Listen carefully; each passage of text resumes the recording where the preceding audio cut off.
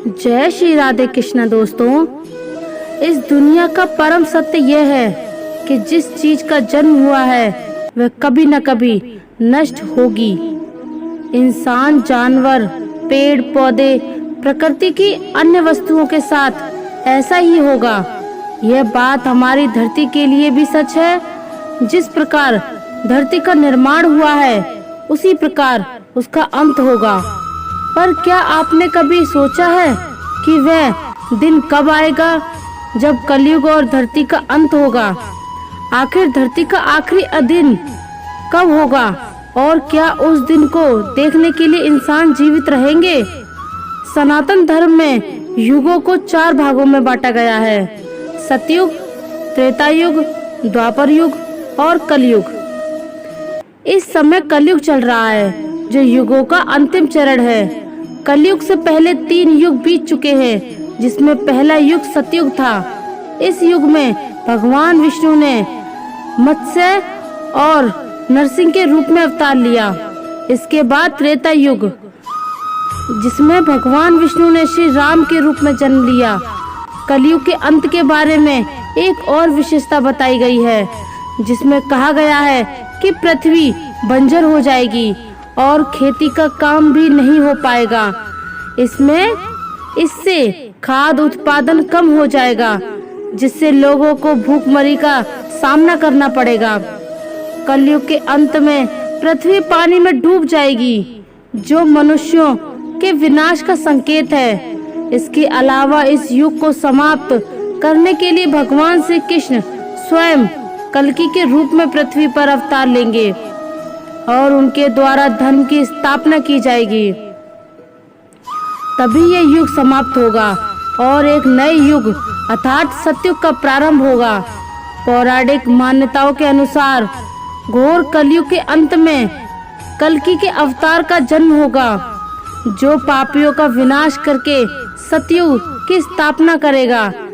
इसके साथ ही कुछ लोगों का मानना है कि कल्कि के अवतार आने पर इंसानों की उम्र 20 या 30 साल की होगी। विष्णु पुराण के अनुसार कलयुग के अंत तक मनुष्य की लंबाई घटकर मात्र 4 इंच रह जाएगी और इसके साथ ही इस धर्म को मानने वाले लोग और धर्म से जुड़े चित्त भी लुप्त हो जाएंगे, जिससे कलयुग का अंत हो जाएगा और भी भयानक होगा। कलयुग के 10,000 वर्ष बाद एक अद्भुत समय आएगा जब सभी देवी देवता पृथ्वी को अलविदा कहकर अपने अपने लोक लौट चुके होंगे।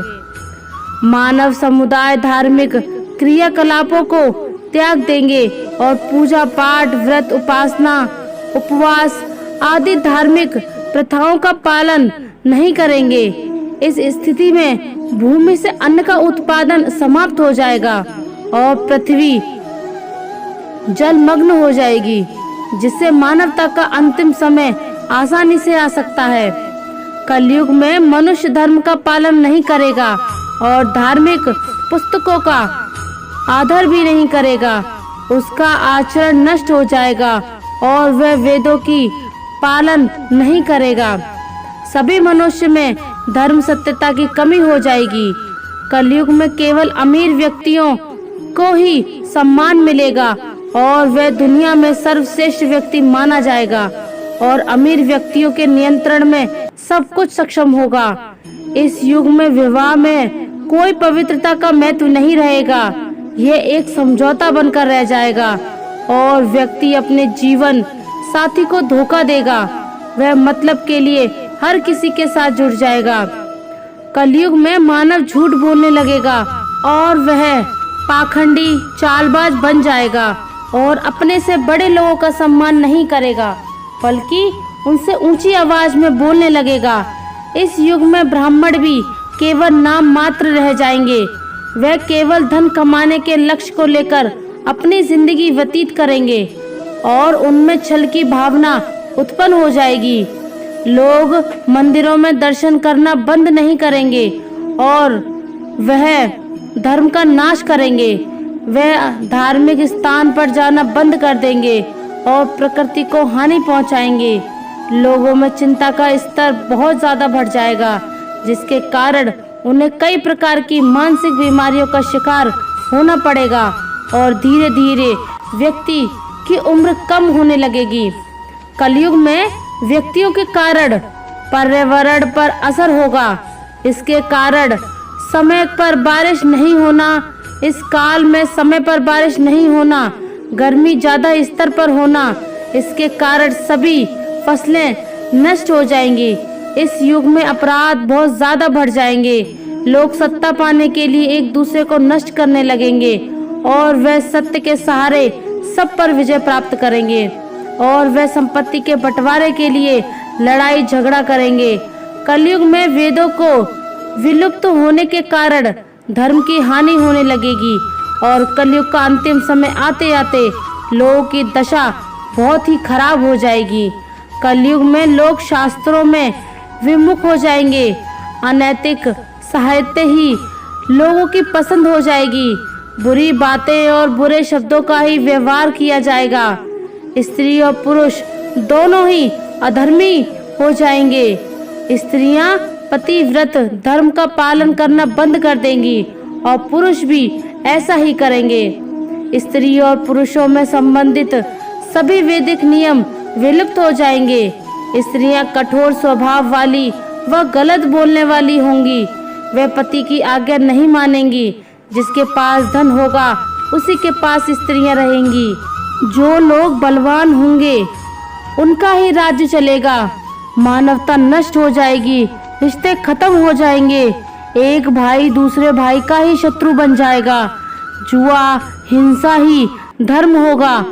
पुत्र पिता का और पिता पुत्र का वध करके भी शांत नहीं होंगे। अपनी प्रशंसा के लिए लोग बड़ी बड़ी बातें बनाएंगे किंतु समाज में उनकी निंदा नहीं होगी। उस समय सारा जगत लालची हो जाएगा जिसमें संयम नहीं होगा। एक हाथ दूसरे हाथ को लूटेगा। कलयुग में लोग शास्त्रों से विमुख हो जाएंगे। अनैतिक साहित्य ही लोगों की पसंद हो जाएगा। बुरी बातें और बुरे शब्द का ही व्यवहार किया जाएगा। स्त्री और पुरुष दोनों ही अधर्मी हो जाएंगे। स्त्रियां पतिव्रत धर्म का पालन करना बंद कर देंगी।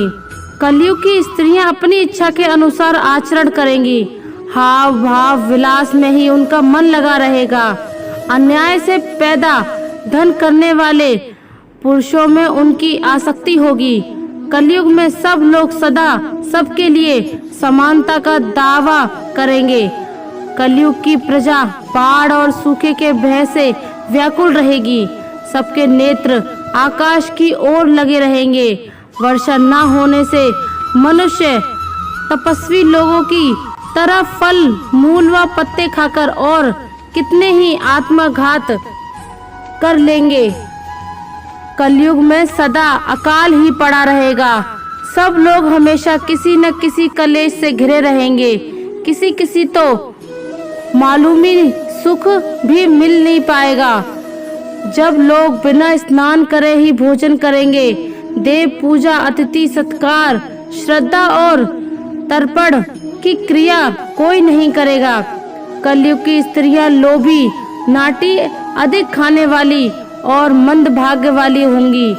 गुरुजनों और पति की आज्ञा का पालन नहीं करेंगी तथा पर्दे के भीतर भी नहीं रहेंगी। अपना ही पेट पालेंगी। क्रोध में भरी रहेंगी। देश शुद्धि की ओर ध्यान नहीं देंगी तथा असत्य और कटु वचन बोलेंगे।